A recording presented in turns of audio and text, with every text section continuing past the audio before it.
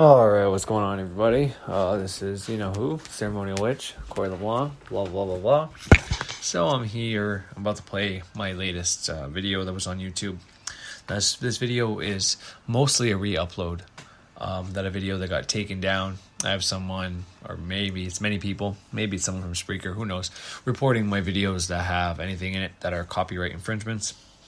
And part of the new policy is to just remove the video, so that's what's happening. And so I'm recording the content and then replaying it and adding some new stuff to it. So the beginning of it is some newer information because I was going to make a newer video, but then the rest of it just becomes, and I state when it's happening, but it's as above, so below, the language of the subconscious mind, and in perfect love and perfect trust. And there's some synchronicities that were kind of cool about this, but anyways, I didn't end up getting to do the full video like I wanted to do, being that I had to add 40 minutes of content to another 40 minutes I already had, so I wasn't able to put in all the videos that I wanted to because it was mainly going to be about depolarization, and I was going to give good examples of different religious or spiritual people within their specific craft or religion or spirituality, how they describe being depolarized, so that people can get a good, variant or a good, good example of how people explain it. Because, to be depolarized is like, well, what does that mean? What do you have to do to be depolarized? Well, one of the things I do quite commonly is to look at stuff on the opposite side of my views. And this is a good test to see if I'm polarized one way or another. So if I have something that I have a very strong opinion of, and I go look at information on the other side, for example, about is there many gods, or is there one God, or is Christianity right, or is it wrong, or whatever the case is. Well, if I can look at the other side of that coin, if I can go listen to somebody who's going to talk about the Gospels or Jesus Christ for 2 hours, and I don't have, these crazy emotional reactions, or I have to turn it off or something like that, well, that means I'm pretty depolarized. Because instead of just insulting and saying and throwing the baby out with the bathwater, I can actually listen to their information and extract out of it what I wanted. I was going to put the example of a woman I recently was watching on a National Geographic documentary about Lucifer, the devil, and how it was created. And I may give the example a few videos ago about how this woman seemed to me to be an ideologue, or just spouting out dogma and ideologies. And then throughout it, her unique opinion of how Satan has been given permission. She said this, and this is me paraphrasing, but she said basically, if Satan comes, she knows she's protected from Satan. But if for some reason the Satan does come and tempt her and start taking stuff away from her, then she knows that the Lord has sent him to her, and it's ultimately to teach her something. And I thought that was pretty profound, because in a manner of speaking, that's basically the same thing I believe. I believe I'm ultimately protected, no matter what. But I also know that if something starts happening, it's because I allowed it in, I allowed it to happen, or I dropped the ball and didn't see something happening, whatever the case was. And it's to teach me a lesson and for me to figure it out and fix from there.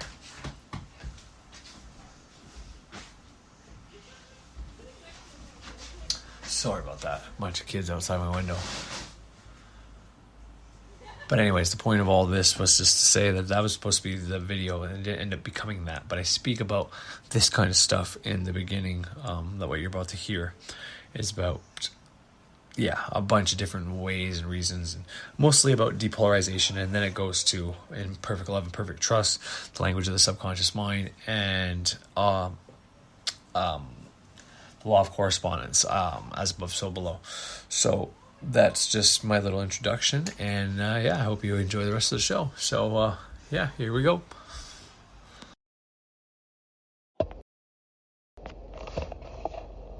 Video I released a couple days ago. It's not doing too bad. Podcast is doing better. I was a little surprised that I haven't got actually, I won't even say it. Because I played a song at the end of it, but it's not a popular song yet. It's a little strange, but it's Native Americans singing. What the fuck is that there for? And with a pretty famous dude. That's all I'll say, but yeah, anyways, so it's still on there. It's at the end of my last podcast. There's a bit of a gap between the end of my podcast and that. That was intentional. Most people turn it off. So most people that are listening for something like that may not hear it. Let's hope. Anyways. And if, I might have just gave it away, but this will still reveal something to me anyways, if it does happen after this video. So it's just, it is as it is. I've been actively doing magic to reveal anybody who's working behind the scenes against me, anybody who's deliberately trying to bring me down, and I am countering it. So things have gotten better. Because there's a bunch of my videos, like I said, that were being targeted, and it seems to have, I don't know, it doesn't matter. None of this shit matters. I mean, even if they target all my videos with all the different content, I will just make more and get the message back out there. Simple as that. I'll not find new reasons to target that, because there won't be any music on it, so I mean, it just is what it is. And if it's just people that are butthurt, well, then it's just people that are butthurt.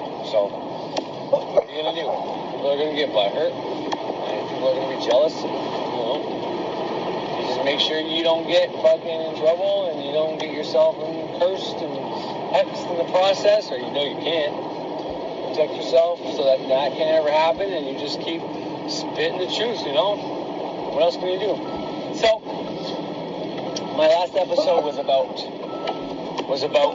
what occult magic is, primarily, and the benefit of doing the first, I think, the easiest and the least amount of work. Like, you don't need to go buy candles, you don't need to buy incense, you don't even need to make a sigil and make a statement of intent. It's simply just monitoring your thoughts. So, like, meditation is like you're visualizing your thoughts go through your mind, and you're seeing them, you're seeing what thoughts come to you, kind of thing.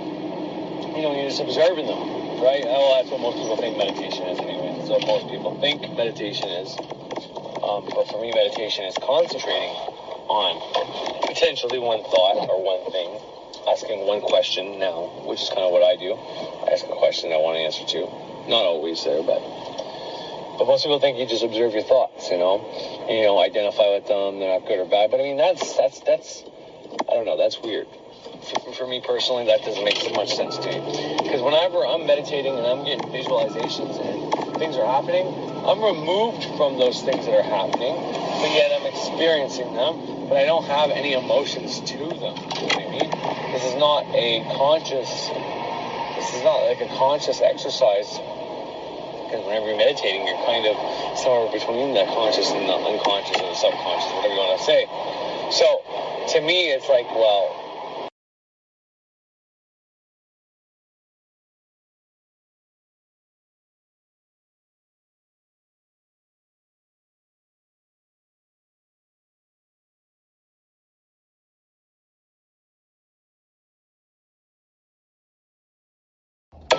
like you see things, and maybe depending on the person, maybe some people see their own life, have a dream about themselves, and have a dream about something happening and all that, and they just,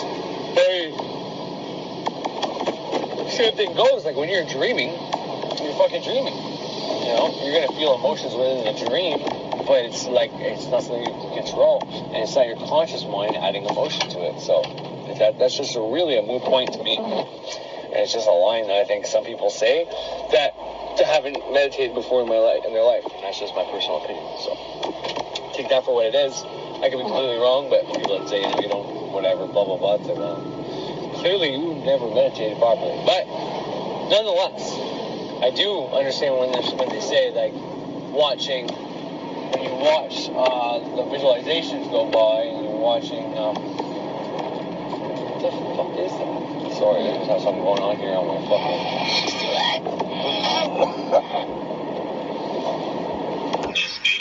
Sorry about that. That's something on my dashboard. It's an exclamation mark.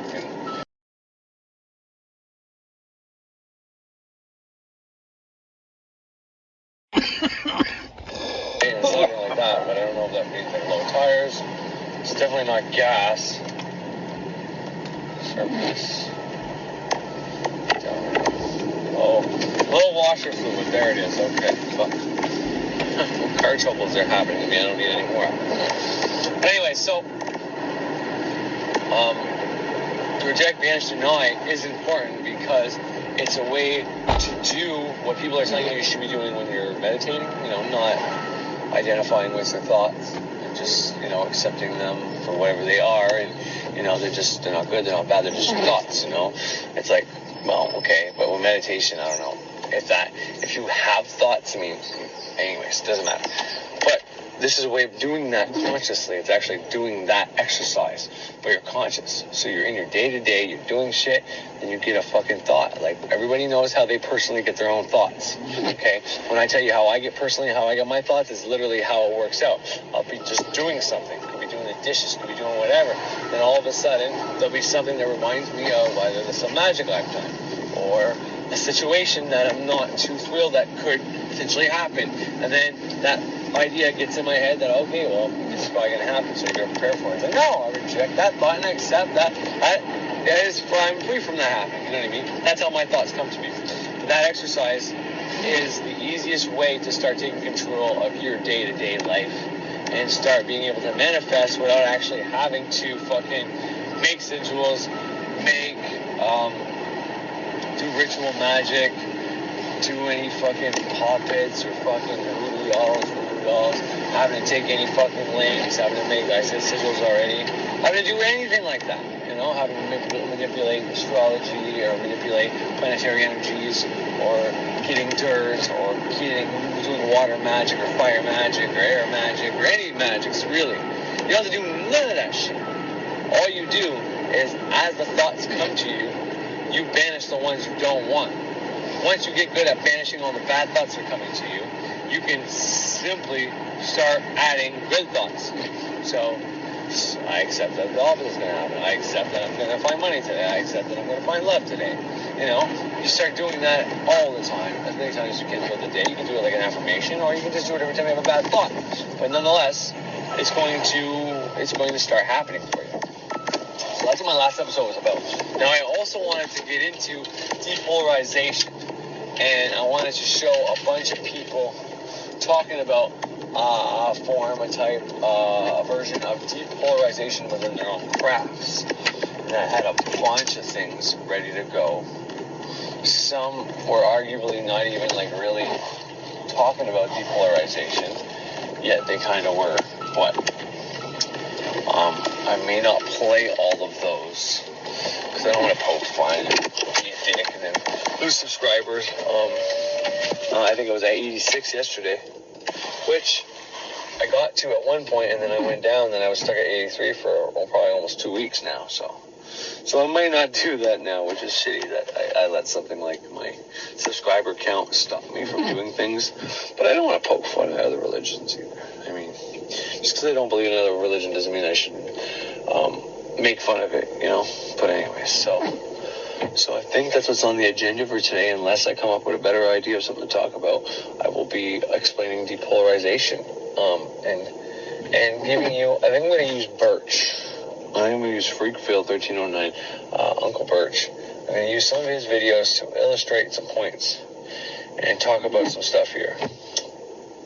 Once again, unless I come up with something better. But we'll see, as I think I deleted all his videos when I released my last video, so I had room for it. So I actually don't know if I'm going to do that now. I'm going to have to re-fucking download them all. But anyways, I got to go get my wife a chicken right now, and then I got to go pick up something from the pharmacy, and then I go back home. Obviously, I'm not working today. The rain and my boss for troughing is moving into his new place in Gatineau, so I don't need to be there. And so the boss gave me the day off, which is kind of cool. And I had Friday off as well, so I had me a long fucking weekend, which is very cool. So yeah, I don't know, unless I think of something different to talk about, it's going to be depolarization. But as you can kind of tell, I don't know if I want to talk about that or not, because I kind of went into that in my last video. But how depolarization is, because the other part of my video was the point of occult, the point of the magic, the point of what we do is to create a new energy. We combine our positive polarity with our negative polarity, and when that's done correctly, we create a brand new electricity energy within our body, which is but not synonymous with depolarization. But it's very similar to that.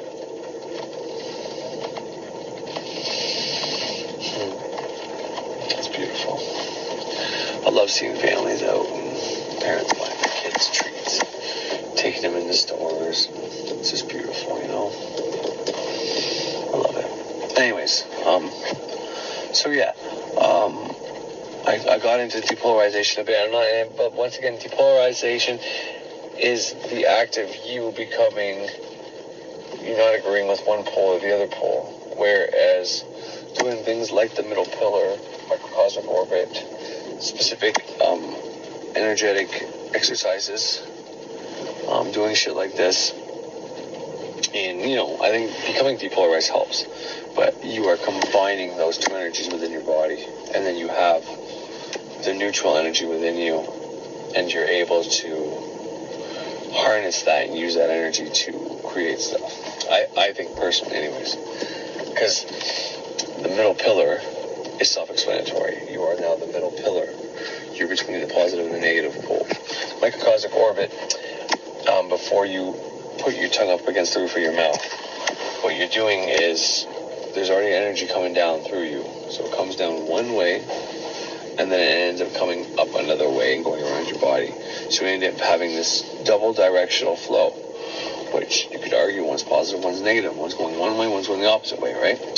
And then by doing the microcosmic orbit, you stop both those directional flows, and you create the way it's supposed to flow in the first place, but it's its own energy. So, in a manner of speaking, both these exercises that I do, both of them daily, they create their own energy. That energy creates its own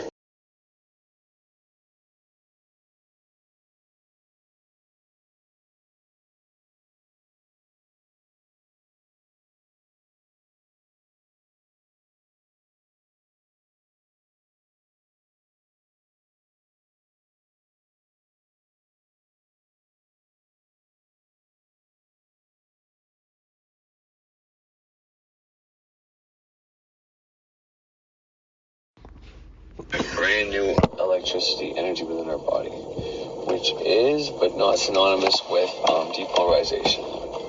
But it's very similar to that.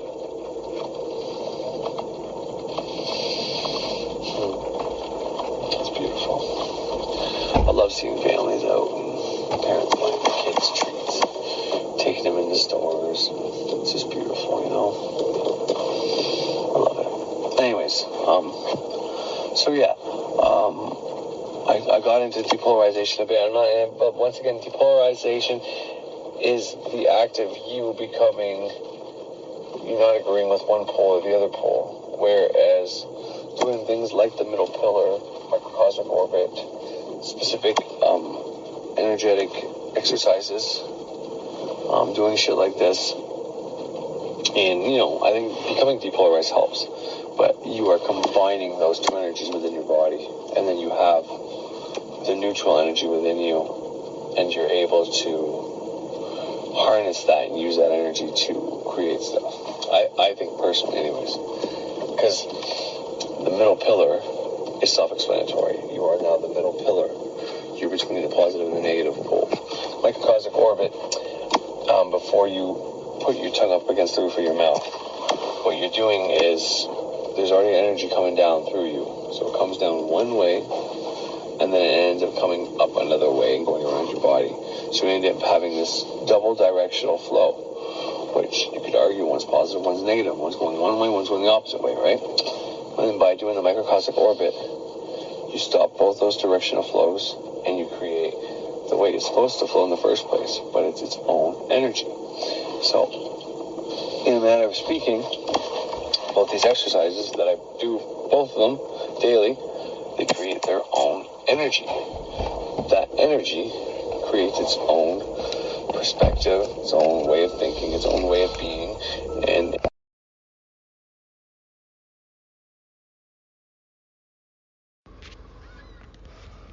its own ability to manifest stuff. Like, you can manifest things, positive or negative, and you're going to have an easier time manifesting stuff. Whenever, if you're more negative, you're going to have an easier time manifesting things, banishing things. If you have more of a positive flow, you're going to have an easier time creating things, like manifesting, but you won't be able to banish. And you need to be able to do both to do successful magic, in my opinion. But you don't necessarily need to be able to banish and invoke to be successful at magic, because, like I said, you can do one or the other and be very successful at it. Like, if you're banishing your debt, you might not have abundance of money always coming in, but if you don't have any debt, then whatever money you do have coming in, you can spend on whatever you want. Likewise, you got a lot of debt, but you're able to manifest money all the time. Well, then at least you are always making the money to cover the debt and even more. Now, if you have the ability to banish that debt and manifest money, well, then it's a fucking win-win, because now you don't have the debt and you have extra money. Understand? That's kind of where I'm going with this shit. So, and that's what this practice, that's what these things do for us. These exercises allow us to become that middle pillar, that middle energy, that neutral energy that allows you to equally banish and invoke at the same time. And a lot more than just that, but that's one of the main characteristics that you can do. And so not only are there exercises out there that help you accomplish this, because like what I was trying to say was that depolarization isn't exactly this idea that, the main part of a cult is putting two energies together, creating two energies together, taking the positive and the negative and adding them together to make their own energetic electricity. I wasn't trying to say that that was exactly what depolarization was, but along with this idea, along with the idea that when you do these exercises, you create this own energy, it comes in its own state of mind. And I do believe that if you start cultivating a depolarized mindset, you can combine these energies. It's like everything else. There's a physical aspect, there's a psychological aspect, there's a mental aspect, there's a passionate aspect, emotional aspect. There's all these different aspects of everything, right?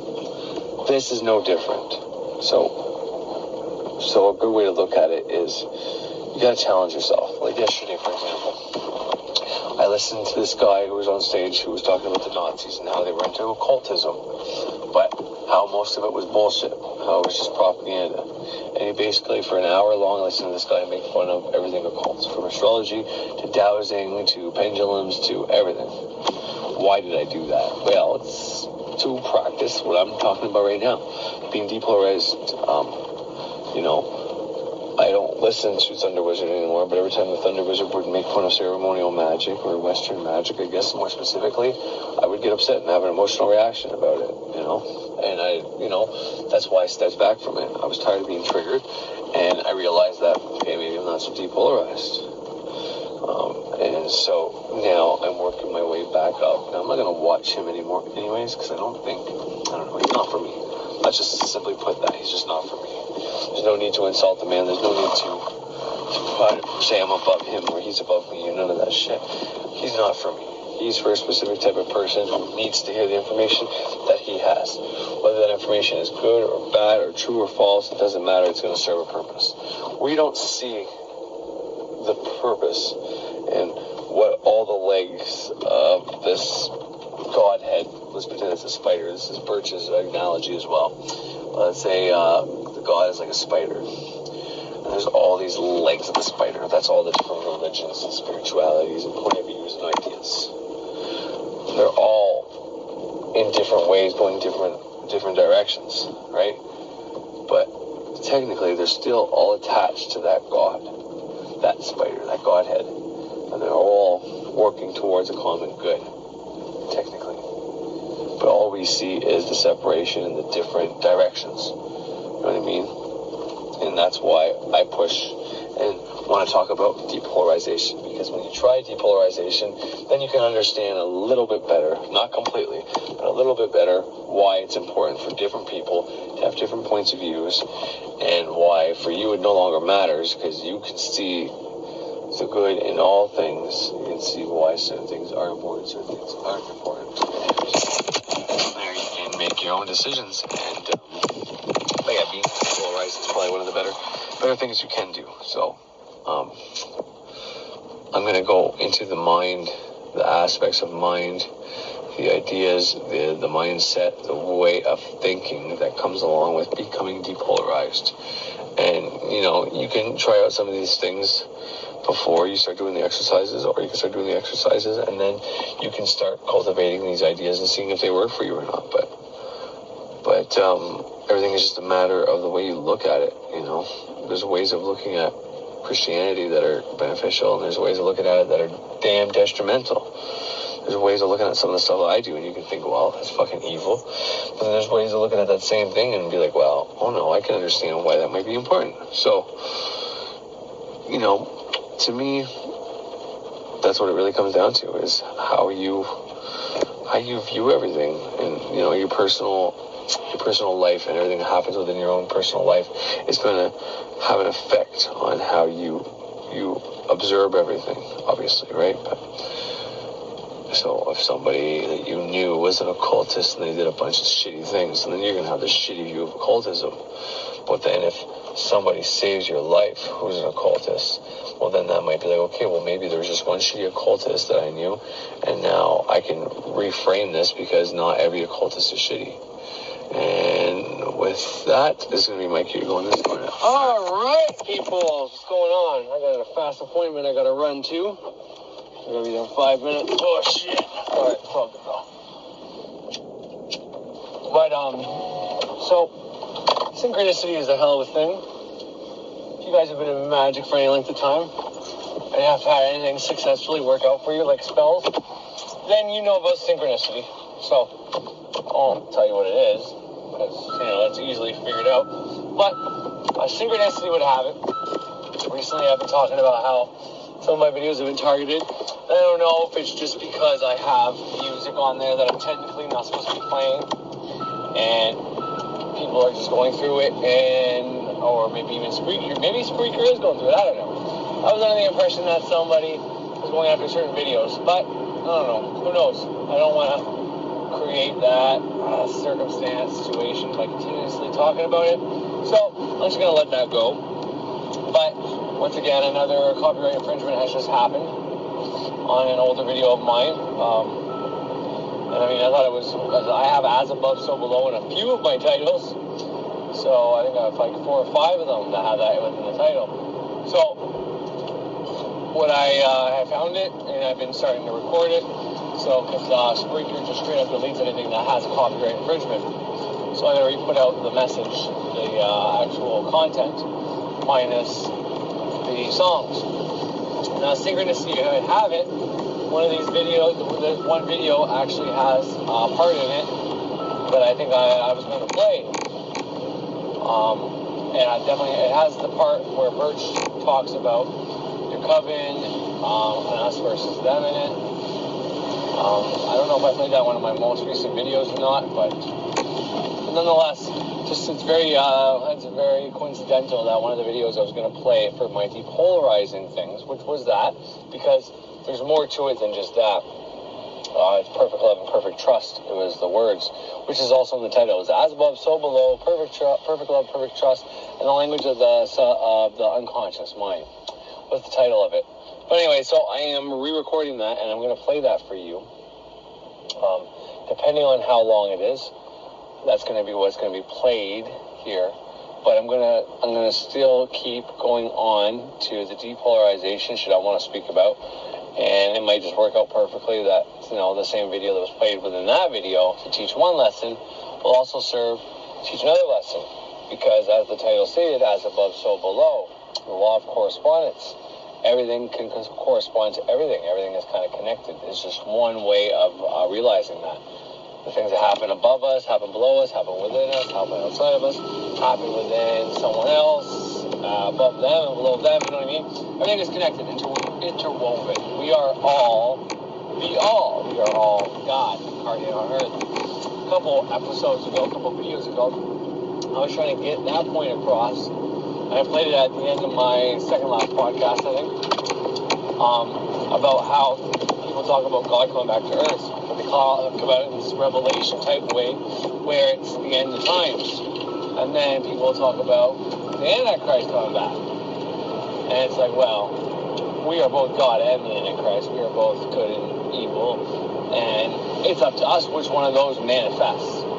So the point I was trying to get across was that until we can unite and realize that we can all be different and all love each other just the same and be all on the same fucking page and be all in coordination and you know, happy, and we can all enjoy our life, and we can be different and think different thoughts and worry about everybody else if we want to, or we can decide to just let things be. And you know, I don't know the proper way to get to this proper cohesion and this perfect place that we should be in. I don't know the right way to get there. But what I'm trying to say is that when we do get there, when we do get to a place where we stop allowing other people to choose our fates for us, we decide that we can choose our own fate, and we can manifest our own fate, and we start doing that on a semi-regular to regular basis, and we become more depolarized, and whatever the case is, we will see God incarnate on this planet, because we are all part of that. I don't like using the word God, but I'll just use it for simplicity. We are all part of that Godhead, that electricity, that energy source that created us, that is, you know, it's within all of us. And the minute we are all on the same page and we unite and we stop places where there's still oppression and racism and all the bad things going on in the world, and we all decide, and you know, and I mean, once again, I don't know how that has to come about, but I know it has to come about for us to see God incarnate on earth. We all on this earth. Well, that's what's going to happen. That's how it's going to happen, is we all have to be that image of what we think our creator is. And we can't, and that's the problem. When we all have all these different religions and different ideas of what God is, then that stops us from being able to be connected. And, you know, one of the things I like to talk about the most is that I think everybody should have their own individual spirituality. And I still believe that. But by having your own individual spirituality, you can understand that everybody else can have their own idea of what God is. And when that happens, then everybody can be working in the image of their God, of their creator, and then we can all be in some type of peace and work together, and then, you know, the hateful crimes potentially could stop. And then that's when you're going to see God on earth. Or the opposite polarity would happen, and it would be hell on earth. It would be everybody against everybody, and, you know, shit hitting the fucking fan all the time, and, you know, that's the last thing I want to see happen. But anyways, I gotta go to my appointment, and we'll finish this conversation in a second. So, where the fuck was that? God incarnate on earth. Something to that effect. I don't know why I'm talking about that, but that's just the nature of my mind. How she works for me. My beautiful subconscious mind mixed with my male conscious mind likes to go wherever fucking it goes and takes me. But I'm serious about that. I'm having a hard way putting that into words, and I'm hoping people can understand why that's hard for me to put into words. Because first of all, have we ever seen God incarnate on earth? I don't know. We've got stories about God, angels, fucking whatever, superheroes, fucking aliens coming down from heaven and teaching man some shit. So, I mean, maybe. But that's not what I'm talking about. I'm not saying that, oh, I like that girl. She's funny. Anyways, I'm not saying that I'm talking about God coming down and teach us some shit. I'm talking about us all being part of God and actually embodying the likeness of God in one way, shape, or form. Now, is this theory like...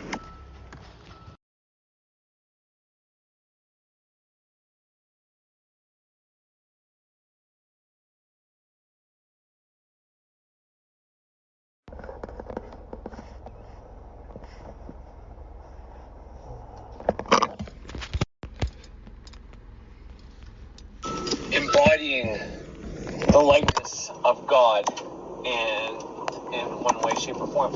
Now, is this theory like viable? Is this theory like a legit theory that potentially It's a prophecy that one day we will all act in this beautiful, cohesive nature with each other and get along and do everything for the best for each other, you know? I don't fucking know. And is it possible? I don't fucking know.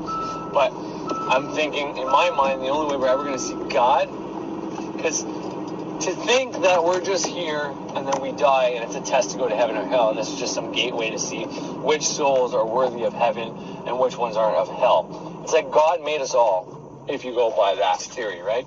God just made us all, and we're all good, we all have God within us. But you can be born on a place in this world and be programmed by parents that are drug addicts, that do bad things, steal, hurt people, threaten, go rob drug dealers or rob fucking stores. And if you see that as a child, then you're programmed to do that.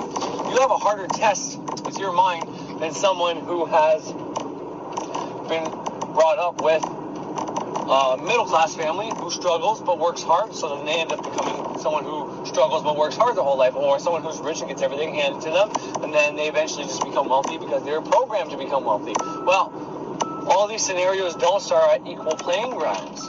So to think that our test, regardless if you were born in a wealthy family or in a really bad part of the world, to think that our test is something even and it's just a test to see if we're worthy to go to heaven or hell or not, seems very unlikely and does not seem like something a creator God who is all beautiful, benevolent, and perfect would have us do.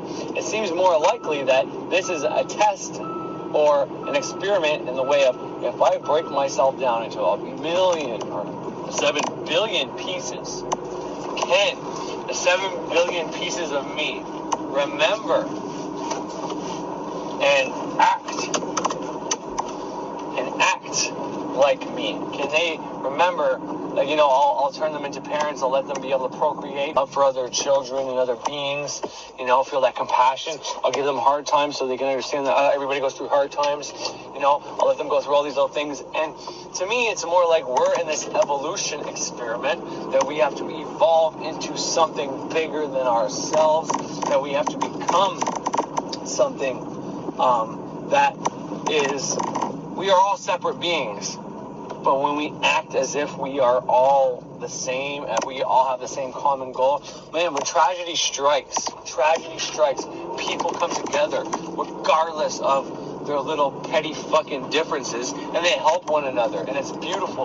But it takes tragedy for that to happen. When everything's going good and someone's got good shit going on in their life, you know, they'll sometimes throw a 20 to somebody on the side of the street, but they won't fucking open up their doors to any fucking strangers or do anything like that. It takes these hard fucking ships to make people nice to each other. So to me, it's more likely that we are supposed to act like that. And I'm not saying for you to let bums come live in your house, because you can't trust the guy. He might fucking rob you. He might kill you in your sleep and steal your shit. Who the fuck knows? I'm not telling anybody to do that, but I'm just saying, I think eventually the goal is for us to keep evolving every single generation that is born until we get to this place where, you know, we can be all okay with what's going on in the world.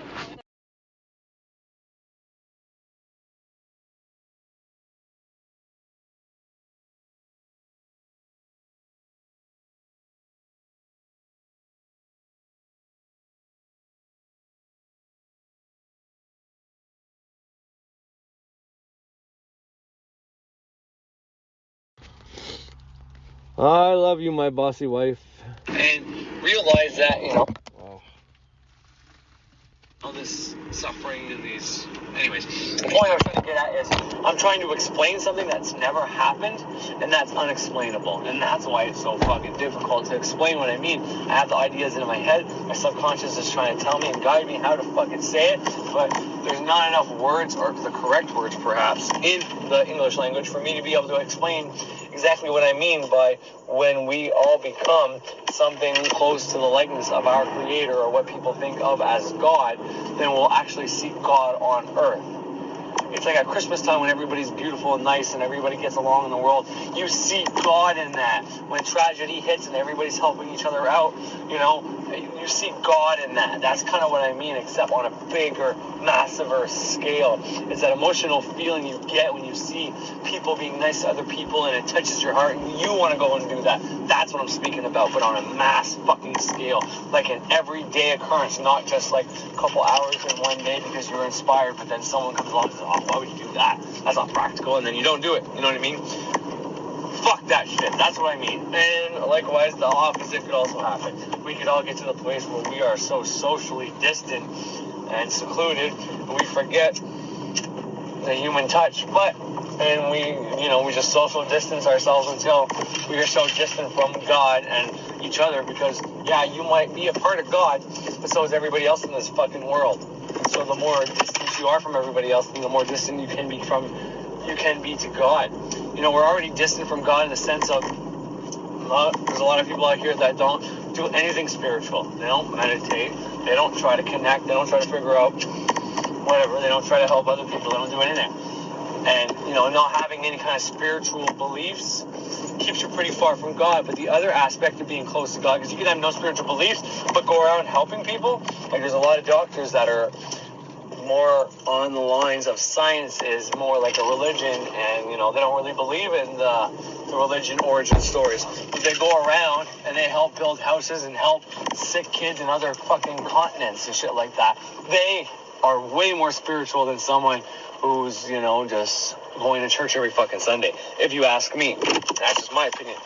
But so there's all these ways that we're already separated from God, and yeah, it can go either way. But the upside of what I'm saying about this social distancing and us being disconnected from each other and being further from God because we're further from each other, and all of us together create God. And that's, once again, I hate using that word, but I just know what people are going to understand what I mean by it when I say that word. But the less we are all together, then the less we can be God. But what did I say just not that long ago, 5 minutes ago, was that when tragedy happens, we get closer together. Well, we are ramping up for a pretty big tragedy. And I don't like saying that because I know how words and thoughts work, and telling people that and their minds getting on that, and that can be pretty shitty. But the up fucking part of that is, the good part of that is, when tragedy happens, we come closer together. So if we are going to this bad place, well, then it's going to be a tipping point, a climax. But it can't get any worse, and then we can only get better. Or we are going to that better place right now, and we just don't know it. Like I said earlier, the spider. If God is a spider, and we are the spiders, that we make up the spider legs, all the religions and all the spiritualities and all the point of views and the politics and everything makes up the spider legs, and it seems like they're going in different directions, but they're still all part of that spider. And they're still all accomplishing it. We can't understand. And that's the kind of mind frame we need to get and understand in our fucking lives, so that we can have God incarnated. Not going around saying my religion's right, your religion's wrong, believe my religion or else. You know, that's not going to help any fucking thing. Everybody can have their own idea of what God is, and then invoke and be that view of what the God and goddess. For me, like, I believe in gods. I believe in multiple gods because I believe these energies are within all of us. So it just makes more sense that there'd be multitude of them up there, because there's different types of people everywhere, and you group up these people, and a lot of these people have same interests. So these would be more Venusians, you know, maybe the guys that are good looking with the green eyes, and then maybe the more warrior types, you know, like fucking Thunder Whizzes, like fucking Marzarians, and, you know, shit like that. And that's why you see stuff like that. You see people talking about different alien groups, and they're from the Pleiades, or the Arcturians, or whatever the case is. It's just they're trying to represent how they feel with a group that doesn't exist yet, because they can't get along with any of the other groups, you know, and that's fine. But the point I'm trying to say is, if we can just put all that shit aside, that okay, these are the reasons why we're different, and we are all different, but then there's so many things that make us the same. Our capacity to be able to love each other, or our capacity to be able to kill each other, is something that does make us the same, and it's not something trivial. But nonetheless, this is going to be now a rebroadcast of all my information. I haven't finished recording it yet, so I don't know how long it is. Although by the time you're seeing this, I'm already going to have it all out there. So I'm going to play the rebroadcast. I'm going to connect that to what I'm talking about now.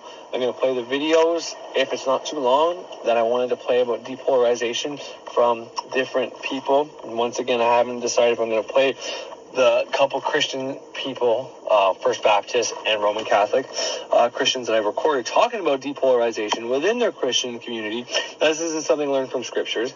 This is something that, well, after learning the scriptures and everything, they put in their own spirituality, they added that to their Christian beliefs, and came up with their own ideas. So it's not something that's within the church per se, but I like to show how there are people within that faith that can have the same beliefs as me, and I could be okay with them believing whatever the fuck they want to believe, as long as they came to the same neutral, depolarizing path. I don't give a fuck. You can believe in God, and if you can come to the same conclusions, then great. There's no reason for me to come out here and say, like some other people that say, well, if you're a Catholic, then you're way wrong. I mean, at least you know what you believe in, and you're not like in between, like some people that say, well, I can take the Bible, but I don't believe in God, blah, blah, blah, blah, blah.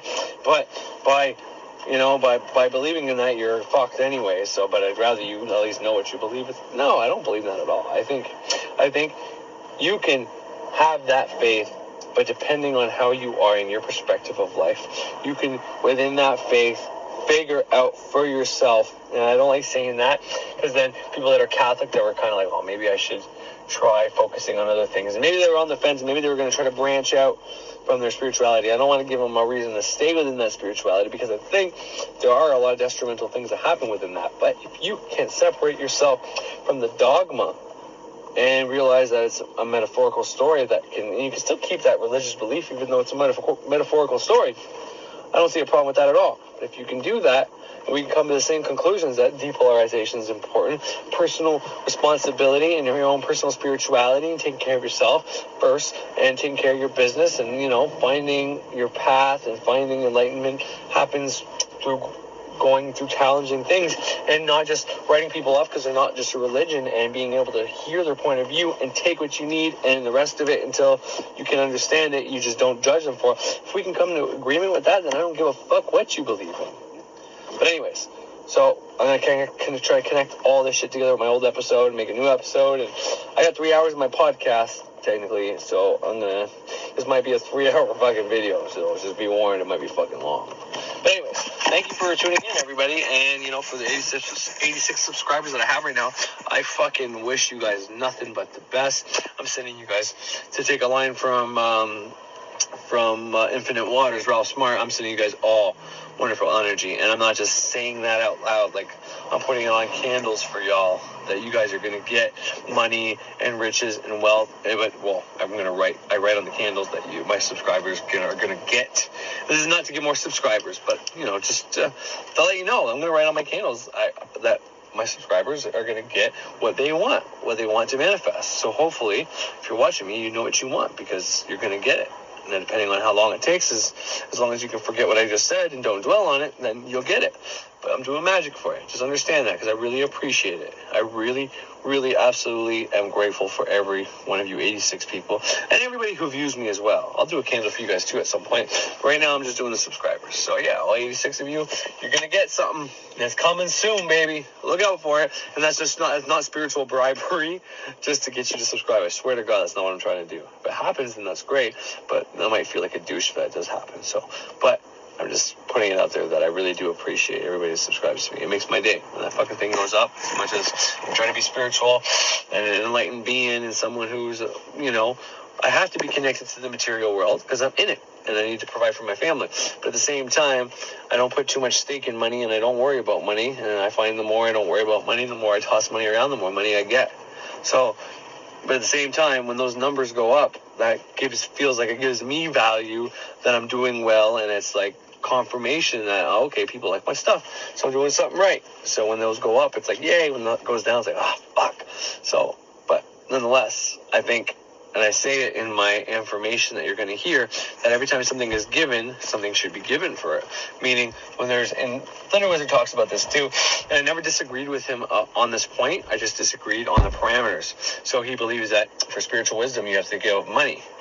And my disagreement with that was just simply, well, no, but giving up time, viewing somebody, like the people viewing me that aren't subscribed, they're still giving me their attention. They're giving me their time, and that's still valuable. So I still think there's a transaction there. But if you're watching me and I'm not returning the favor by watching your channel, or you don't have a channel for you to watch, well, then how do I repay you? How do I get more subscribers if I'm not repaying you in some way? And I'm supposed to be repaying you by the service I'm providing, and I understand that, but that's just for my already. Anyways, point is, this is just another way for me to enter the law of compensation with those who subscribe to me, because I appreciate that, and I put value on the people that are subscribed to me, even though I don't come out here and tell people to subscribe, but I put value in that. I value people subscribing to me. Therefore, everybody who subscribes to me, I'm going to send them some value in return. So it's not spiritual bribery. It's simply me just saying thank you and, giving you some compensation back. So yes, thank you. Hey, what the fuck is up, everybody? It's a Ceremonial Witch back here live again, and the worst is over. Hello, everybody. Thank you for tuning in. I don't know if you tuned in yesterday or not to my episodes / book, and I haven't even checked that second episode. Just kind of put it on, and I went to bed without any issues when I finally went to bed. I recorded last night pretty late. I had preparations going all day. And if you watched and tuned into the episodes, then you know a little bit what was going on.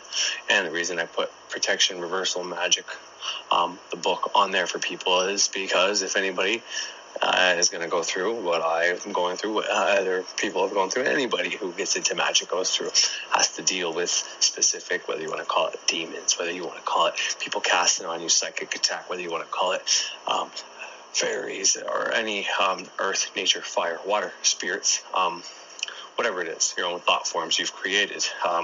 That information's on there because, it hits a lot of good fucking points. It's a lot of good information. And so I wanted to put it out there. I'm going to go over some things that were said in the book. Like I said, I put wherever the first episode stopped during the book, I started the second episode after a couple songs, and I let it play. And I don't know if the whole book played. So if the whole book didn't play, I'm going to figure that out at some point today and put that on as well again. But today I want to put on the episode that I spoke about that Birch played on his channel. Now, I don't know if he redid this version of the video. I know he redid a lot of his videos, and he probably speaks about perfect love, perfect trust. I know he has on some of the Witterson shows and other things. So the information is there available on his show. However, it is one of those videos that through my laptop and cell phone, unless I have headphones on, I cannot hear. So with my new headset, the microphone is very sensitive, very good at picking up low voice, low sound. So I actually had it going through the headset and through the earphones of the headset, and the microphone was actually picking it up, but it was very low once again. So I MacGyvered some audio cords together with the new adapter and some auxiliary cords and hooked it up to my trusty DeWalt speaker here to come out of it. So I'm going to play Birch's video in Perfect Love and Perfect Trust. I'm going to try to cue it up to this part where he starts talking about it, and he's not just talking about Pantheon from the get-go, so you can hear from his words. So if anybody out there who is listening to the sound of my voice, once again, thank you for tuning in, and thank you for, the likes, the downloads, all that shit, because you're making the ability for this show to pay for itself now, just from a little bit ad revenue that it creates. Well, it's actually creating quite a bit of ad revenue, which is pretty sick, and it's paying for itself now. My packages are paying for itself just because of you guys tuning in and downloading. So I appreciate it, and thank you. And that's why I offer multiple times now. I've offered anybody wants to send me audio recordings of testimonials of their brand of spirituality, how they practice, how they use their manifestation power, how they use their focused energy, whatever they want to put out there, or to come on live, or to use the full 3 hours for themselves if they want to, if they so choose. I will allow that, because technically I made this account, I made it free, and I wanted more time, so I went up to the $7 package. Well, $6 unless you're Canadian like me, where $1 is not worth as much as the US dollar, so it's $7 Canadian, and my show is generating more than enough of that ad revenue to pay for the package. It's not I'm not making a profit, whereas it's paying for my bills or anything like that, but by giving out the information, I am receiving monetary value, wealth value, and supernatural value, as I went over in my last episode. So in some ways, it is actually facilitating and helping my financial situation by just putting on this information, by helping people, by continuing the circuit, by making people see magic in a different view. Maybe I don't know how it helps people, because I've got some feedback from some people, and it was some of it's constructive criticism, and some of it was thankful, and I appreciate that. I still have to go back and remove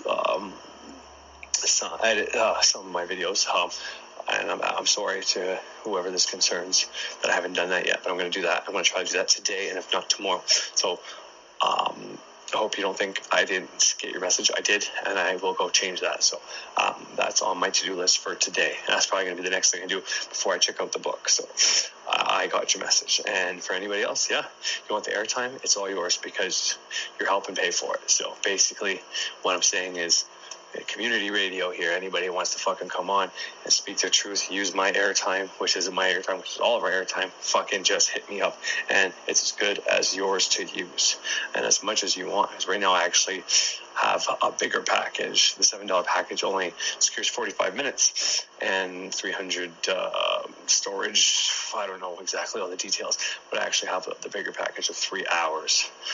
So why the episodes are now longer, but I fill it up with information I think is useful that, people may not be able to find, people may not be able to get, but if they listen to it, listening to this radio station sometimes is like listening to an audiobook or listening to a YouTube channel for specific information. Now, I don't want to take away from the people who put the information out on YouTube for a specific reason. So by putting a part of Birch's video, I chose a video that doesn't really play well, so I hope it doesn't offend him, and I'm going to try to make it more accessible for people to hear. And I just want to show everybody where I got the information, that it's not just coming from me. I'm not claiming it as my own.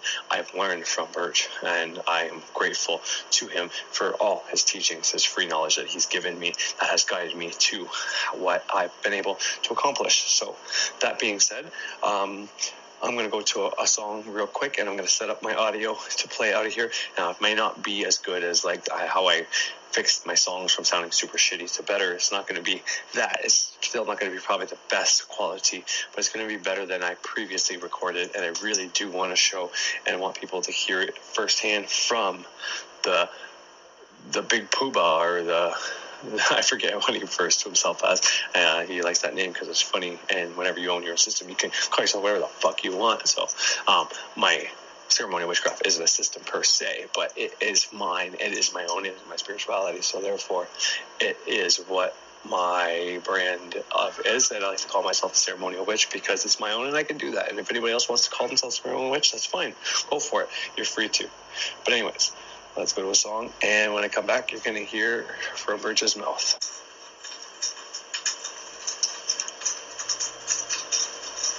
Alright, sorry about this, everybody.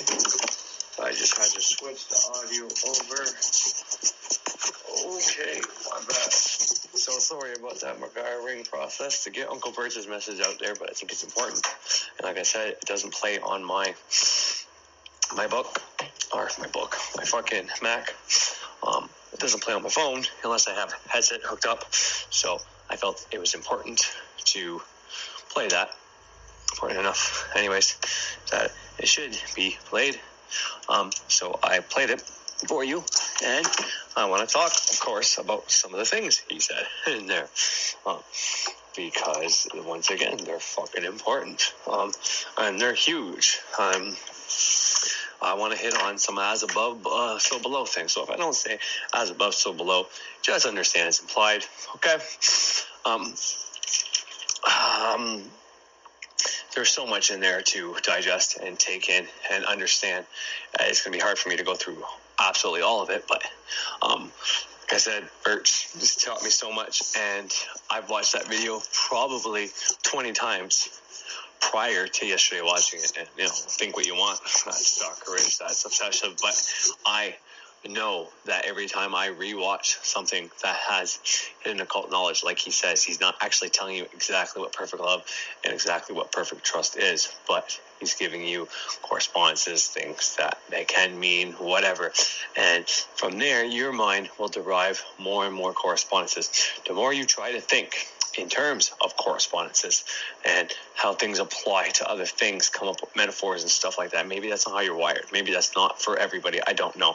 I know for me, it's one of my favorite fucking things to do, is how to relate this information to different type of people. If I'm going to tell my wife something, I'm going to relate it in a different way than I'm going to put it out here for people who are studying the occult. I'm going to find I don't want to keep saying mundane, because I feel like degrading our physical being, and our physical life, our regular life, our working life, our family life is just as important as our magical spiritual life. They're both important, so I don't want to keep saying mundane, but I would do it in terms of a TV show she watches, in terms of an experience that she's had that she will understand, versus when I'm speaking to you, I can say, refer it to a machete. I've said, because my first thame that I made was a piece of tin. Could be aluminum, but I think it was tin, and which is fitting. But I didn't even know at the time, because tin, is Jupiter, is one of the metals of Jupiter. Jupiter, water, Pisces. Maybe your left foot, if you want to look at it that way, or whatever. Maybe not.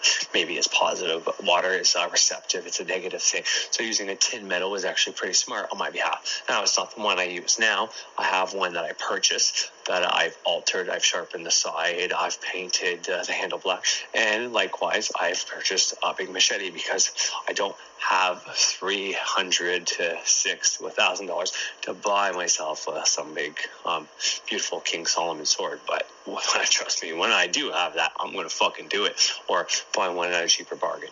But I'm still going to have to do the same process. Now, I may not want them to. Now, if you go to the right place, they will take in planetary things into account. If you're going to go buy a sword for magic, then you're better off to go to somebody who's going to take planetary hours and correspondences into effect for what you want. You can personalize it yourself this way, but there's still someone else making it. And the company that makes the machetes that I buy, there's two different kinds. Their intention when they're making that machete is, it could be somebody who's just working a fucking 40-hour week. Wow, come on.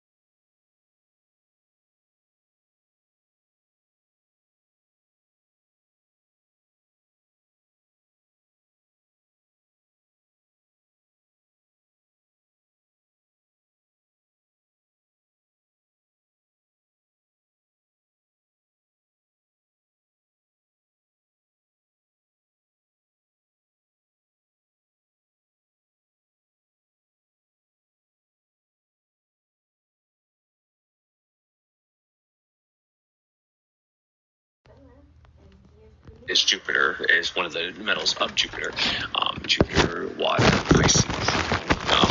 Maybe your left foot, if you want to look at it that way, or whatever. Maybe not. Maybe it's positive, but water is receptive. It's a negative thing. So using a tin metal is actually pretty smart on my behalf. Now, it's not the one I use now. I have one that I purchased that I've altered. I've sharpened the side. I've painted the handle black. And likewise, I've purchased a big machete because I don't have $300 to $600 to $1,000 to buy myself some big, beautiful King Solomon sword. But trust me, when I do have that, I'm going to fucking do it, or buy one at a cheaper bargain. But I'm still going to have to do the same process. Now, I may not want them to.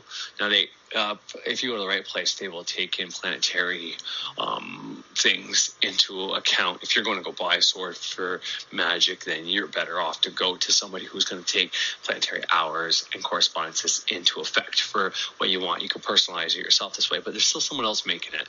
And the company that makes the machetes that I buy, there's two different kinds.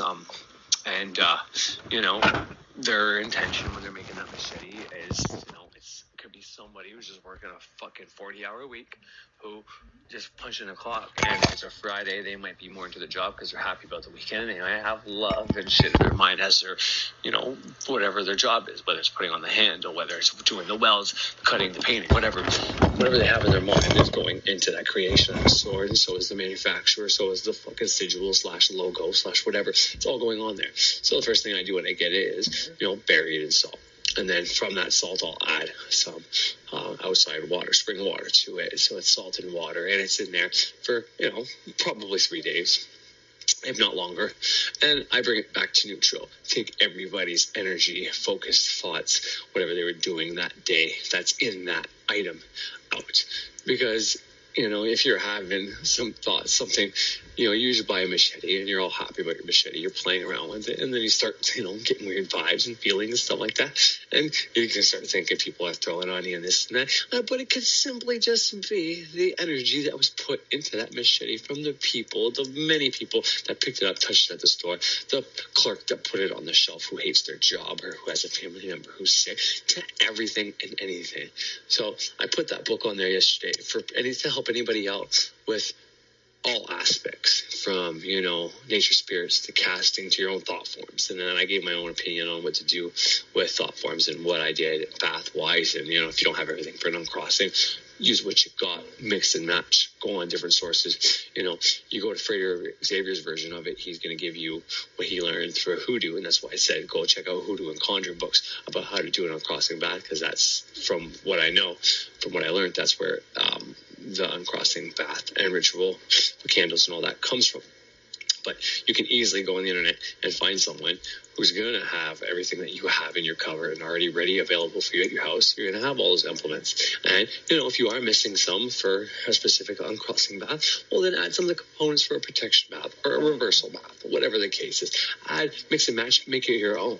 And that's the same thing I'm trying to say here is, after I bring that machete to neutral, I am going to customize it. I'm going to paint that handle black for various reasons. If you've been in the craft for a while or know, black handles, scare away certain things. It's kind of like how iron scares away or holes in the spirits in the cemetery, as I talked about yesterday.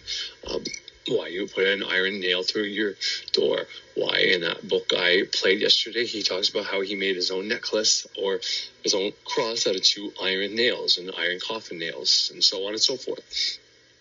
So I'm going to make that second side of that machete, because machete only has one sharp side. Although the newest one I bought looked like it had a double side. So it already had the grooves for the other side, which is 6. So all I had to do is take my grinder and grind it. And if you don't know how to do that, well, you can pay someone to do that. But you can easily take a stone and literally keep going on the metal of your machete until you grind it down. That is going to take some time and a lot of your time, but it's not going to cost you money. It's going to cost you time.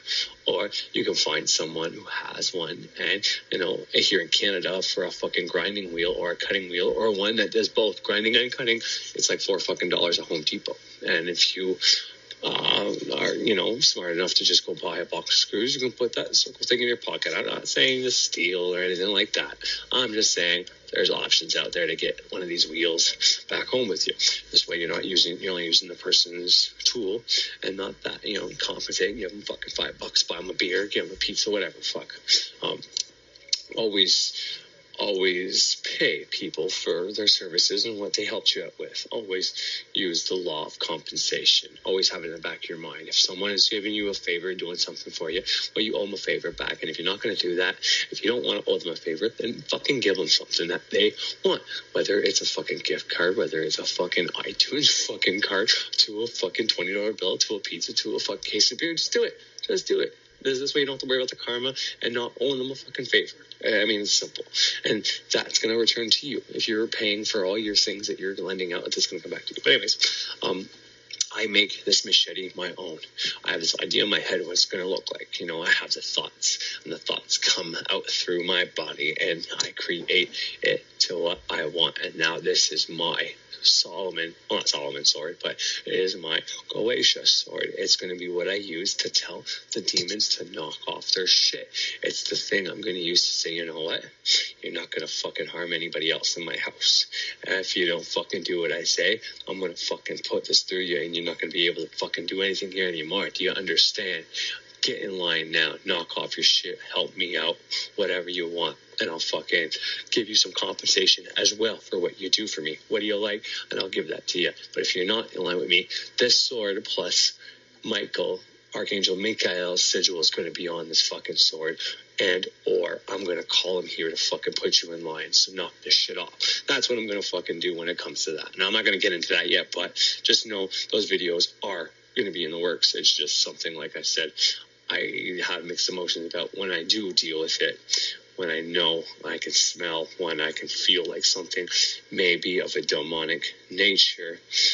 I do so much research about it to figure out if it is, and everybody's different perceptions of it, and then I come to my own conclusion, but my conclusion keeps changing on it because of my ability to draw correspondences. I keep coming up with more, and how demons are needed, but demons can be bad, but how the Bible talks about it comes into mind, and then how satanic people talk about it, Luciferians, whatever, whoever. I don't even know if actually they do talk about that or not. Like I said, I've read the Luciferian doctrine. I've talked to a few Luciferians and did some research on it here in my own hometown, in various groups, but I haven't actually practice.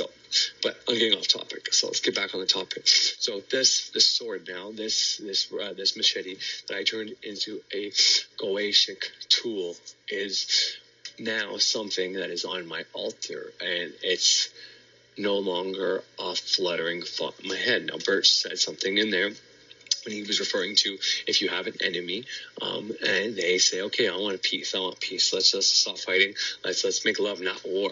Well, all you have is wars. Don't ever trust your enemies again. And what I talked about yesterday, how I understand what he's doing with the Trump thing, he is continuously telling us who our enemy is, so we stop fighting within our own little factions, within our own spiritualities, fighting over our petty little differences of what we think is what we should be worshiping and how we should worship versus the actual threat of, Christianity and burning witches and shit like that. When we're doing these, he's identifying who is the enemy. He's doing the fucking legwork. He's doing the actual service, actual work for us, telling us, stop fighting with each other. This is the real fucking enemy. But anyways, he says to never forget who your enemy is. And if they give you words, that's all you have is words. And I just talked about making a sword. What is sword? Well, if you take that S in front of the W and you put it behind the D instead, you now have words. Words is sword. And that's not a fucking mistake. Just like when I alter, hint, alter your altar.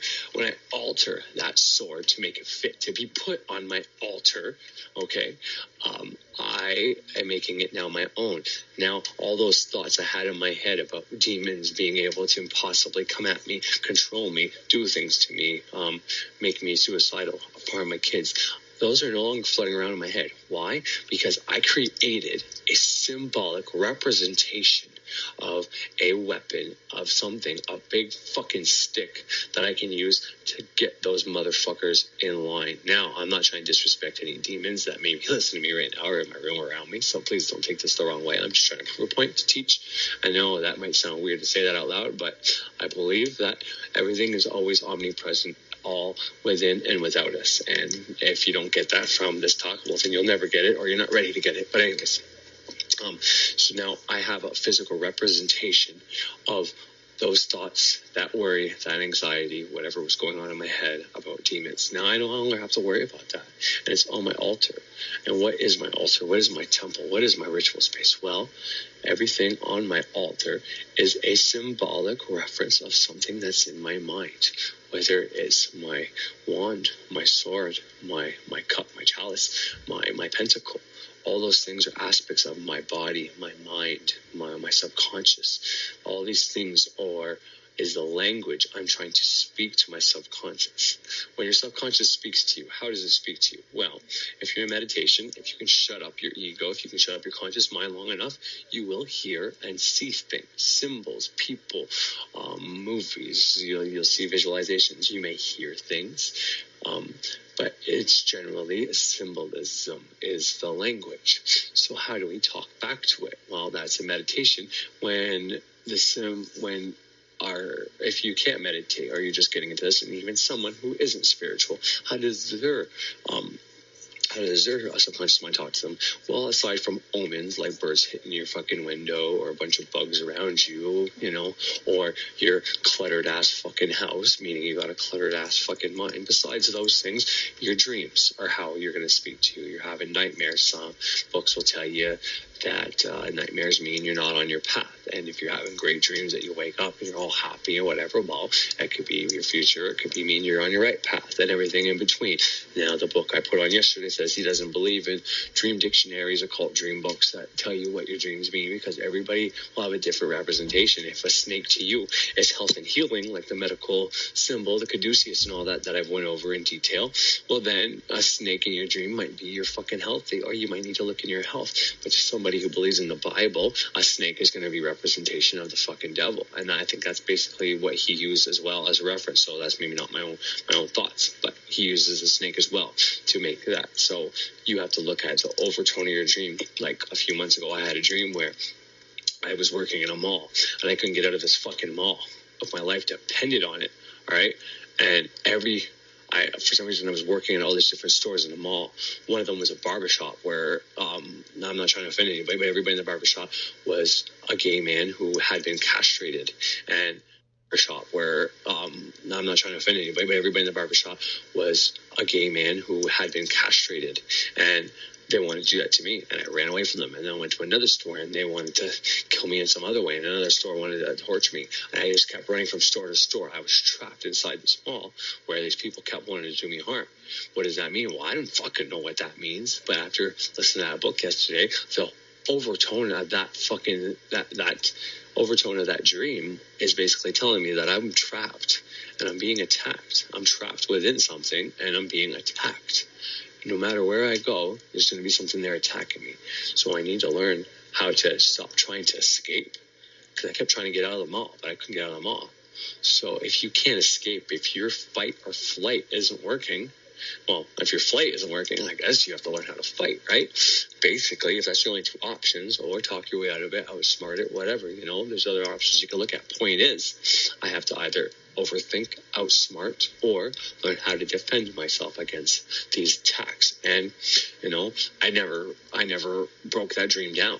That was probably one of the last dreams I had, except for smaller dreams here and there that I've had recently that were a good overtone, but that was the last nightmare I've had before what I got into yesterday about my so-called attacks or waning phases of the moon / my purging and banishing magic that I've been doing. I don't know what was the cause of my not being able to sleep, my nightmares and this and that and the other thing. So point is, maybe I finally dealt with that. I had my sword and I wasn't using my sword for my demonic invocation, whatever. So maybe that's something I need to do. Maybe the bath I did yesterday was enough.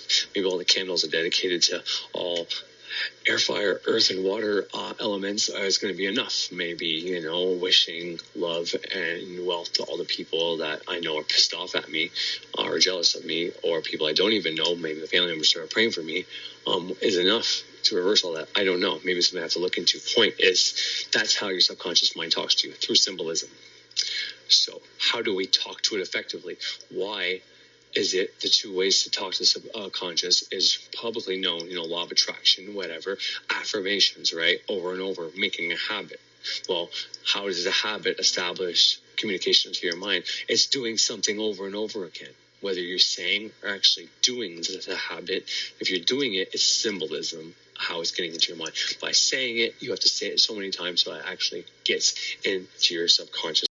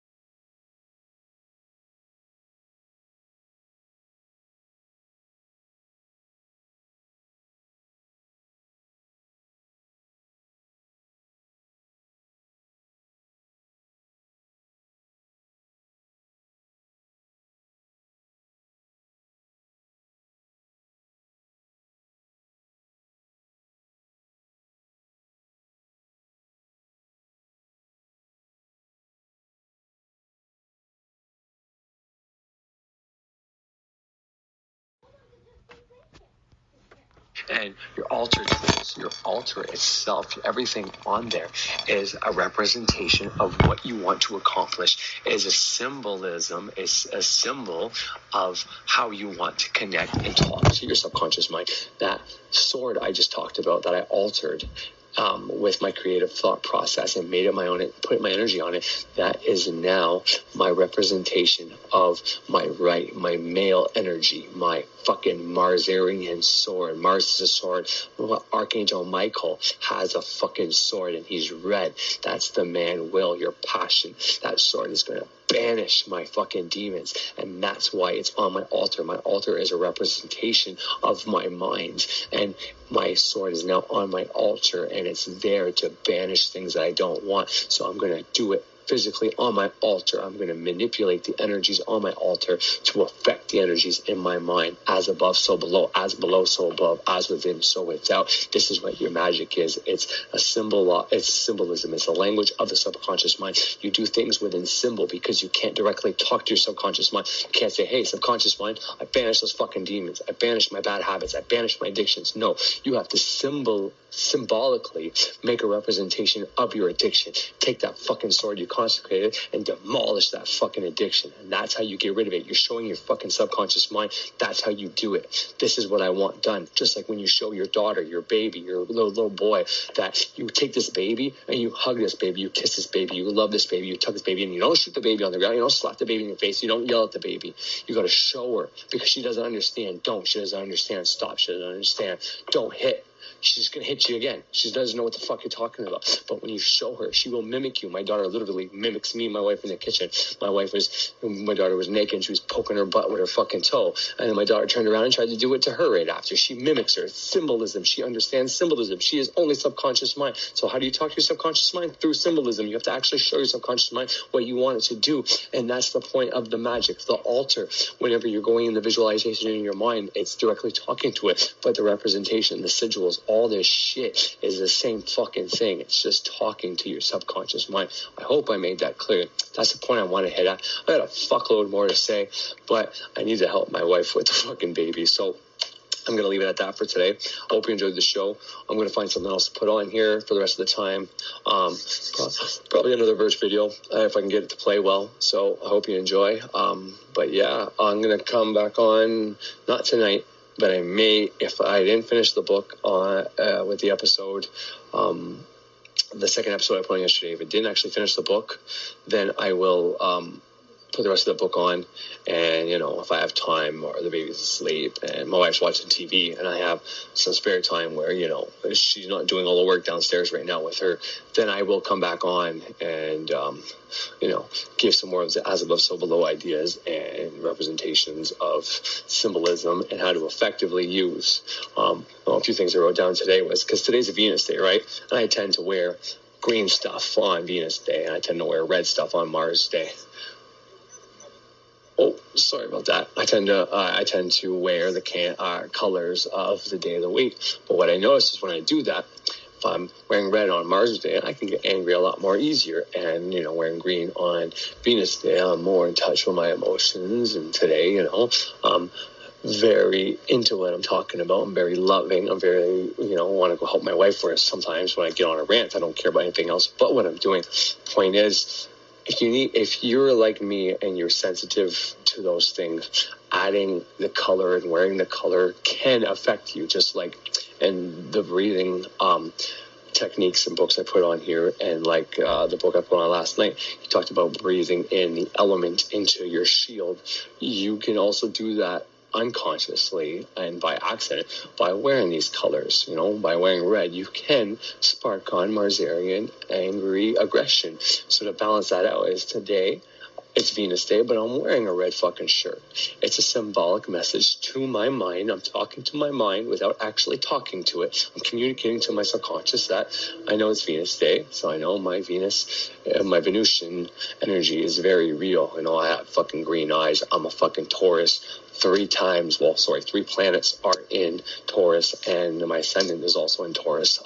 So I'm very, very much connected to Earth. I'm very much the Earth element. Don't like change, stubborn in so many ways and stuff like that. Until magic hits, then I'm ready to do anything. But point is, especially on Venus Day, if I'm wearing green, I can be too earthy and not want to do anything and shit like that. So when I put on a red shirt, I find I have the perfect balance of fire and earth.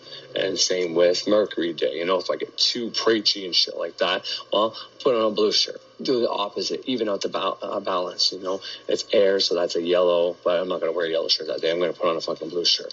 And likewise, on Moon Day or Jupiter Day, instead of purple or blue, I'll put on the opposite element, which is air. I'll put on a Sun or Mercury shirt. But anyways, that's what I'm going to leave it at today. I'm just trying to find All right, sorry, Bert, I'm going to let you finish. So, everybody who's maybe still tuned in or just tuning in, I did a whole previous show, and on my screen, I generally have 3 hours of time.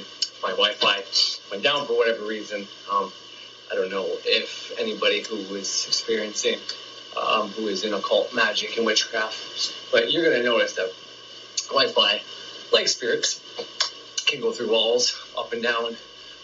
Connections, you can pick up your Wi-Fi anywhere in your house from where your router is, send the signal out. But also, like spirits, light, turning on the light, can affect the Wi-Fi. Just like candles around your computer can affect your Wi-Fi signal, shit like that, calling on spirits, whatever. I've done rituals and there's been no Wi-Fi in the house until I finish my ritual, and all of a sudden there's Wi-Fi again. So, anyways, temple beside where my temple space is currently right now. Like I said, I switched the temple space around because I like to purify every room in the house. That being said, I can't set up a temple in my daughter's or my son's rooms, but I will do banishings in those rooms whenever they're not home, when I want to get creative and switch it up and try to free their space of negativity. But so my Wi-Fi went down. When that happens, this is a problem. I thought Spreaker was deleting or getting rid of some of my shit, some of my info, some of my videos. Come to find out that if I lose the Wi-Fi signal drops. They tend to cut it off and make a new episode. And I would go in there and see all these small pieces of episodes, 1 minute long, 10 minutes long, whatever. It's supposed to be 45 or 15 minutes long, depending if it was the beginning or when I first packaged. And now it's 3 hours long what I have. But when I drop the Wi-Fi, now my thing is going to 5 hours. And I know last time this happened, it was overnight, and I didn't notice it. But I had a 3 hour episode and a 2 hour episode, or 2 3 hour episodes, something like that. And it's because the Wi-Fi dropped. And it just tries to reconnect, and it's still recording the information I'm putting out, or the songs I'm playing, or Birch or Frater's videos. So that's what's going on right now. And probably on the Spreaker app or anywhere else you may be listening to this is probably going to be a separate episode. But on my house, on my screen right now, the clock is still going for the 3 hour countdown. So I was only going to play the one Birch video. Now I think I'm at 4 fucking Birch's videos, and I truly don't want anybody to think I do this out of disrespect or trying to steal followers or get people to watch my shit using Birch's videos. I don't post my descriptions or anything saying I'm using their videos because I don't want that to come. I totally and truly do this out of respect. I don't know if I said this before or not. I know I meant to. The way Frater Xavier shows clips of Darren Brown or Bob Proctor and shit like that, people that he considers his mentors, or R.S.D. Tyler and shit like that, tells you to go watch those things, or books and shit like that. How he does that is how I'm doing that with him now, as he pointed to his mentors and where he learned to respect and give people to follow these people, because these people are teaching something worthwhile, and whatever is the same way I'm doing now with Frater and Birch. They've reached that level of mastery in my eyes to be mentors to people, be teachers, where Birch is teaching people constantly. Frater's got a whole bunch of programs on magic you can go by, so they are at that level. No, I'm not necessarily trying to be at the level they were when they started putting their videos on YouTube, but the videos I'm playing from Birch can range from around the year 2013 or 12 or 14 to 16 and 17. I might play a video after where he says vote Republican, and understand that I'm Canadian, so I can't vote Republican. We don't even have a Republican Party in Canada, so if I play that and that offends anybody, please understand that's not my view. But I'm playing that for a specific reason, and it has to do with the message I sent yesterday when I spoke directly about Birch. And I put these videos on here out of the utmost respect for the man, and I want people to tune into his stuff. But unfortunately, I know some people may not be able to tune into his stuff or don't tune into his stuff. So if I put it on my channel, then, you either have to skip over it or not listen to it, or stomach it and listen to it. And you might be more likely, okay, yeah, Corey said to go listen to Birch, but I'll do that later and never get around to it. Whereas if you're listening to my stuff right now while you're working and doing whatever, well, now you're listening to stuff, so I'm promoting his stuff. And if you feel something, connection, you resonate with it, well, then you're going to go check out his channel for more info, because I'm not going to put future videos out. I'm not going to I put Frater's voice on here a few times, maybe 3 or 4 times, and because I said yesterday, my polarity, this is just correspondence, but my polarity is now witchcraft on the left, which is represented by Uncle Birch, and on the right is ceremonial magic, which is represented by Friedrich Xavier. And I can easily say, the goddess and the all, or use King Solomon and Hecate for those people, and it's all the same to me. But that's my polarity, and I'm trying to be right in between those two. So when I'm using defense, I'm talking about protection magic, talking about witchcraft or altars and stuff like that, then I'm gonna use Birch's stuff when I'm talking about ceremonial magic or, programming the mind. No, I can use Birch too because he has videos with that. But the point is, I do this out of respect for them. I want you guys to check this stuff out. And yeah, I guess I'm going for 5 hours today. So I've got my daughter in the bath right now, and I'm overlooking her from my room. So I got to get back in there. So I'm going to go back to Birch's stuff, and I'm going to be on probably in the next 20 minutes to finish the thought, as above, so below, how magic is the language, how you and everything on your altar is representation of what is in your mind. By adding tools, by consecrating these tools, by making things sacred, is how you speak to your mind. Anyways, so I'm going to go and let Birch finish what he was talking about, and yeah, I hope you enjoy this 5-hour episode, or what probably looks like 2 episodes on wherever you're watching it. So yeah, thank you for tuning in once again, and enjoy. So I was going to add a bunch of clips to this. I was going to show the woman I talked about a few videos ago, who initially I kind of insulted and judged and thought she was just, someone spitting out Christian ideologies and dogma. And then when she gave her version of the book of Job and what happens, no matter how she worded it, God and Satan in the battle, the way she explained how a person is given choice and has, she doesn't think of those two as being entities within the body or us having that capability, but she still came to the same conclusion as kind of what I believe. And I was going to show that, and then I was going to, attach it to depolarization and play some Birch and a few other people, but I'm not going to do that here since I just re-uploaded my older video. I wasn't sure which one. I have 2 of those. One is just mostly music and videos. Sorry, I'm tongue-tied, I'm tired. One of them is where most of the information is, and the other one is there was a glitch, and I ended up recording for almost 6 hours that day. So it ended up being just content from Birch I was playing, and I think Friedrich Xavier and some other content. I'm not sure which one got flagged and got deleted. So, but the second version of it, I think I only had like 3 minutes of my own content. So either way. So basically, a little bit in the beginning, a little bit of my old content, just re-uploaded this way I don't lose any of my old stuff, and then this way, Spreaker's doing me a solid, because I only have so much data space to store stuff on their servers, and I'm close to the end there. I'm going to have to upgrade to a package, so the more they delete stuff and I have to re-download it and just cut out the music and anything I don't need, the more space I got, so kind of a win-win. But I think I'm just going to leave it at that for today. I talked about quite a few things I think that are important. Not really focused, on anything per se, but, spoke a little bit more about depolarization and, a few other little important aspects about the subconscious mind and whatever else I talked about already. So I'm just going to leave it at that. And once again, I want to thank everybody, all 86 subscribers, and everybody else who's viewed, and anybody who's ever commented, and even the people who've potentially used to watch me and don't watch me anymore, people who subscribe and don't subscribe anymore. So thank everybody for who's ever tuned in and supported me either on YouTube, Spreaker, or any of the many other places you could have.